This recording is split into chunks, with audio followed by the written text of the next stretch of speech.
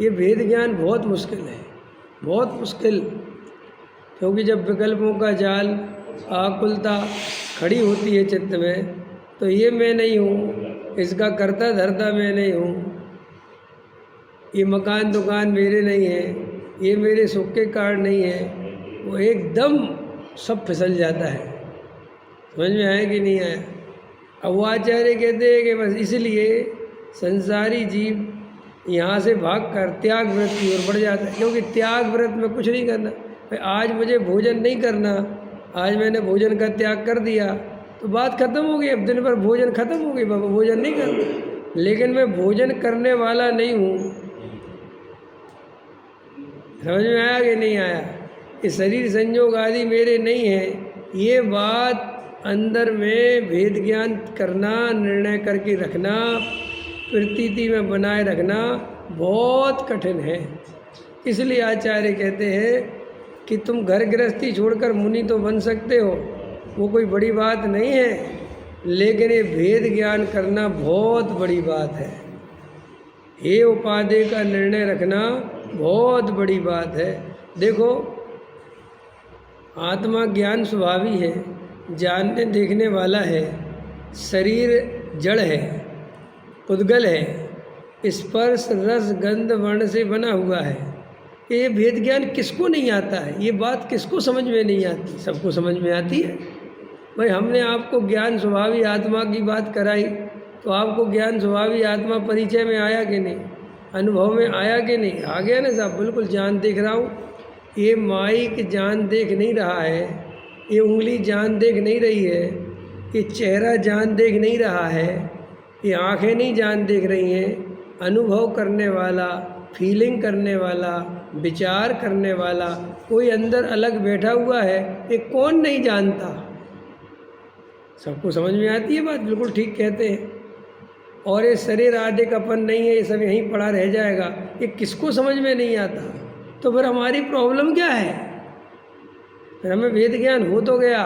आचार्य कहते ऐसा वेद ज्ञान तो हो जाता है कि ये दोनों न्यारे न्यारे हैं, लेकिन इन दोनों में कोई संबंध नहीं है, इन दोनों में कोई कर्ता कर्म नहीं है। ये बात नहीं समझ में आती। हम सबको ये शरीर आदि में नहीं हूँ, ये तो समझ में आता है, लेकिन शरीर में कोई तकलीफ हो जाए, शरीर में कुछ ऊंच नीच परिणमन हो जाए, भूख लगी हो, तो आकुलित कौन होता है? जीव के शरीर। और भूख किसे लगती है? और दुखी कौन होता है? तो बस फिर सुखी कैसे होगा? सुखी कैसे होगा? और रोटी दोगे तो सुखी। और रोटी किसको दी? शरीर को। सुखी कौन हुआ? शरीर के आत्मा। आत्मा है। प्रॉब्लम समझ में आई? प्रॉब्लम क्या है? वो कह तो देता है कि ठीक है साहब शरीर अलग है, लेकिन उसके सारे सुख दुख तो जुड़े शरीर से है ना। अरे लगता नहीं है, वो तो ऐसे अनुभव ही आ रहा है। लगने मगने की बात थोड़ी लगे। देखो भाई, भूख लगी, अभी जैसे अपने को भूख लगा है, तो भूख शरीर में लगी कि आत्मा में?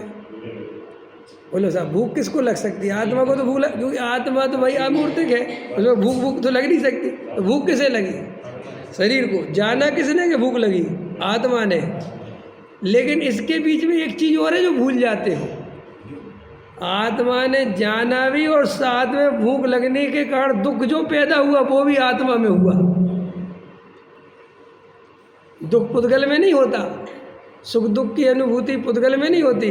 दुख की अनुभूति किसे होती है? जीव को। अब जीव को दुख की अनुभूति हुई, तो अब सुखी होने का उपाय करेगा कि नहीं?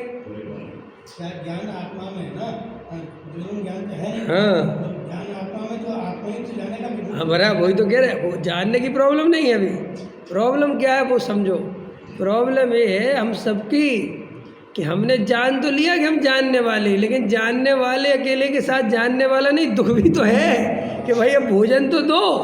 हमने जान लिया कि आत्मा भोजन नहीं करता, तो लोग भोजन करते हो कि नहीं करते? समझे? वो क्योंकि वो भोजन के बिना तकलीफ किसको हो रही है? शरीर को तो हो नहीं रही। तकलीफ का वेदन किसे हो रहा? आत्मा को। अब आत्मा को जब तकलीफ होगी तो वो सुखी होने का उपाय करेगा कि नहीं? करेगा। सुखी होने का उपाय क्या है?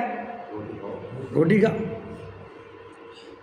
अब हमें अब उससे कहो कि ये रोटी तुम्हारे सुख दुख का कारण नहीं, अब ये बात यहाँ से घूम जाती है, क्योंकि प्रत्यक्ष अनुभव में तो यही आ रहा है कि भैया भी रोटी नहीं मिली थी तो हमारी तो आकुलता बहुत बढ़ गई, और जो रोटी दे दी तो आकुलता मिट गई। तो जिससे आकुलता मिटे उसे सुख का कारण माने कि नहीं माने?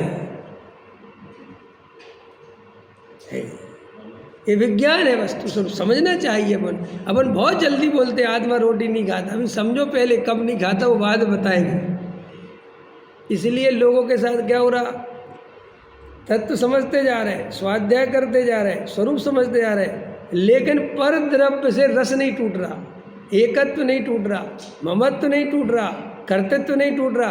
कह तो रहे कि ये मकान दुकान अपने नहीं है, कह तो रहे कि रुपया पैसे में कोई दम नहीं है, तो जड़ है, धूल है, लेकिन सारे सुख का आधार आत्मा दिखता है कि पैसा दिखता है? समझो समझो बात को, जल्दी क्यों भागना, निर्णय करते चलो कि भाई प्रॉब्लम है क्या एक्चुअल में। देखो मैं अपने को पैसा मानता हूँ क्या? बोलो जल्दी, अभी आपको बता रहा हूँ थोड़ी खतरनाक बात। क्या अपन अपने को पैसा मानते कि मैं पैसा हूँ? नहीं मानते। क्या आप अपने को घर मानते हो कि मैं घर हूँ? घर वाला हूँ, ये घर में नहीं हूँ। क्या अपने आप को आप पत्नी मानते हैं क्या? नहीं मानते। पत्नी वाला मैंने पत्नी का स्वामी में हूँ। ये स्वामी क्या होता है? इस घर का स्वामी, ये स्वामी होता क्या है? स्वामी माने मैं इसको भोगता हूँ, ये मेरे सुख का कारण है। समझ में आया? आप समझ रहे? मैं अलग कर लिया अपन ने, आत्मा ने पर द्रव्य से अपने को अलग कर लिया है, पर द्रव्य में एकत्व मत नहीं करा, लेकिन सुख का कारण पर द्रव्य को मानता है। मानता क्यों है? क्योंकि दिखता है। वो ऐसे ही नहीं मान लेता है कि भाई ऐसे ही मान रखा है, नहीं नहीं, दिखता है। क्या दिखता है? कि भूख लगी, भोजन मिला तो आकुलता मिट गई, भूख लगी थी तो आकुलता चल रही थी, परिणाम बिगड़ रहे थे। तो मैं भोजन के कारण सुखी हो गया। धूप लग रही थी बहुत तेज, पर अपने घर में आ गए तो आकुलता मिटी कि नहीं? बहुत तेज गर्मी लग रही थी, पंखा चला लिया, एसी चला लिया तो आकुलता मिट गई। तो ऐसा लगता है कि ये पर द्रव्य मेरे सुख का कारण है। अब और खतरनाक, इन सब पर द्रव्य के सुख के कारण के पीछे सबसे बड़ा हीरो कौन है? पैसा। एक नाम लेना हो सबका, अच्छा भोजन, अच्छा मकान, अच्छी दुकान, अच्छी पत्नी, सब काय का आधार से मिलती है। तो हमारी सारी ताकत काय पे चली गई। इसलिए तुमसे हम भिन्न भिन्न चीज़ें मांगे तुम दे दोगे, लेकिन तुमसे पैसा मांगे तो नहीं दो। आप समझ रहे? मैं आपसे कहूँ भोजन करा दूँ, अरे चलो चलो करो ना, क्या भोजन करो। आपसे मैं कहूँ कि मुझे कपड़ा, हाँ ले लो कपड़ा, मैं कहूँ लेकिन 5 लाख 10 लाख रुपये नहीं, ये नहीं हो सकता। इतना सारा सुख एक साथ नहीं दे सकते। वो तो हमारी जान है भाई, वो नहीं हो सकता है, समझ में? अब देखो बात इतनी क्लियर हो गई। अब आचार्य कहते हैं कि ये बात स्ट्रक्चर बना है ऐसा, और वहाँ जो परद्रव्य है, जो संयोग है, उनसे तृप्त होता नहीं, क्योंकि वे से क्षण भर के सुखी होने के निमित्त तो हैं, लेकिन इसे परमानेंट सुख नहीं दे सकते। ये बात भी अपन को समझ में आती नहीं आती क्या? भाई हम कितने कहें, अपने को सबको पता है कि एक दिन ये गाड़ी बाड़ी लाड़ी, पत्नी बच्चे मकान दुकान सब छोड़ के जाना, ये भी अपन जानते हैं। भले ही शास्त्र पढ़ो चाहे नहीं पढ़ो, जानता सब है, ऐसा थोड़ी मूर्ख है, उसको सब समझ में आता कि भाई ये स्त्री पुत्र मकान दुकान एक दिन सब छूटने वाले हैं, बुढ़ापा आने वाला है, और धीरे धीरे भोजन करने की स्थिति कमज़ोर पड़ रही, शरीर बुढ़ापे की ओर जा रहा, तो ये भी समझ में आता है।